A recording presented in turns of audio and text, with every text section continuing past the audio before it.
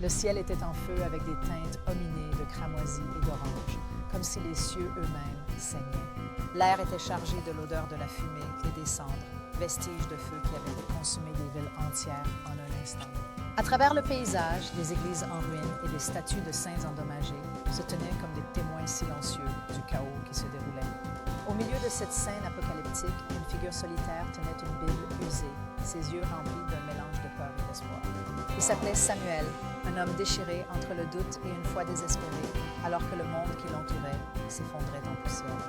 Il se souvenait des Écritures qu'il avait lues tant de fois dans de meilleurs jours, en particulier Hébreux 3,15, résonnant dans son esprit. Aujourd'hui, si vous entendez sa voix, réfléchit-il, n'endurcissez pas vos cœurs. Les mots résonnaient comme un avertissement gravé profondément dans son âme. Pourtant, il hésitant à répondre à l'appel divin. Chaque jour, des événements bibliques de prophétie semblaient se manifester devant ses yeux, des essaims de sauterelles comme ceux de l'Apocalypse et des signes célestes sans pareil. Il a vu les grandes rivières se dessécher, les montagnes trembler et les famines se propager comme une traînée de poudre à travers les nations. Malgré avoir été témoin de ces signes, Samuel resta indécis, permettant à l'obscurité et au doute d'assombrir son jugement. Il se posait la question, est-ce vraiment la fin ou ces signes ne sont-ils que le fruit du hasard? Moi, c'est... Mais sous son incertitude, une voix intérieure l'exhortait à voir la vérité. Le retour de Jésus était proche. Dans le chaos, il se souvint de 2 Corinthiens 6,2, s'écriant intérieurement, car il dit, « Au temps de ma faveur, je t'ai entendu, et au jour du salut, je t'ai secouru. » Ce message a profondément résonné, le poussant à réaliser que c'était le moment d'agir. Son cœur battait la chamade alors qu'il regardait autour de lui le monde en ruine, réalisant que la chance de salut lui échappait. Les personnes autour de lui étaient prises de panique, certaines criaient et d'autres priaient désespérément. Pourtant, il savait que la foi était la clé. Il se remémora les innombrables avertissements des prophètes et des saints, leur voix résonnant à travers l'histoire et maintenant dans son chaos présent.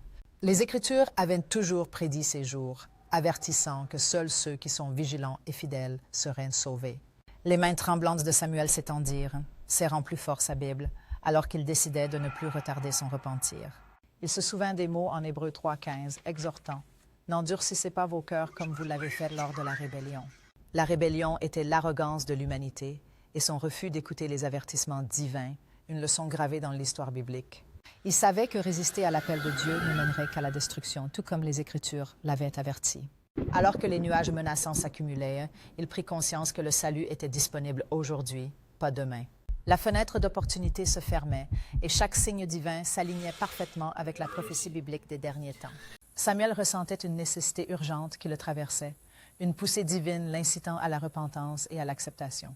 Il a formulé une prière à voix haute au milieu du chaos, demandant pardon et priant pour que Jésus entre dans son cœur. « Aujourd'hui, si vous entendez sa voix, répéta-t-il doucement, n'endurcissez pas vos cœurs. » À l'intérieur, il ressentait une forte conviction que c'était son moment d'embrasser le salut et la vie éternelle.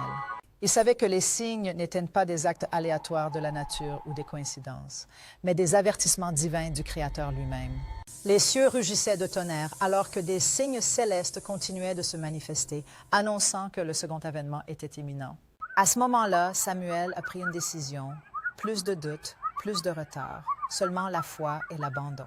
Il a réalisé que faire confiance en Christ était la véritable protection contre les périls qui étaient désormais indéniables. Il se souvint de 2 Corinthiens 6,2, comprenant que ce moment était le divin faveur de Dieu et une opportunité de salut. « Maintenant est le moment », murmura-t-il, ressentant un espoir renouvelé au plus profond de son cœur. Il regarda autour de lui les autres encore hésitants, leur cœur durci comme de la pierre, ratant leur chance divine. Sa voix tremblante, il leur cria « Ne retardez pas votre chance de salut. Oh. » L'urgence dans sa voix était relayée par le chaos qui l'entourait, un rappel frappant que le temps était compté. Les prophéties bibliques prenaient vie devant leurs yeux et les signes étaient désormais indéniables. C'était l'appel final, accepter Jésus-Christ ou faire face à la perdition de leurs âmes dans la tempête apocalyptique. Le cœur de Samuel était en peine pour ceux qui étaient encore hésitants, priant qu'ils voient de la vérité avant qu'il ne soit trop tard. Il savait que la miséricorde divine était encore disponible, mais seulement pour ceux qui étaient rapides à répondre à l'appel dans cette dernière heure. Il serra sa Bible, les larmes aux yeux, alors qu'il s'abandonnait entièrement à l'étreinte du Sauveur. Les voix des fidèles s'élevèrent parmi le chaos, solidifiant leur espoir dans la promesse de vie éternelle du Seigneur. Face à la destruction, la foi est devenue leur refuge, une lumière éclatante dans l'obscurité des temps de la fin. Alors que le monde continuait de trembler et que les cieux se déchiraient, un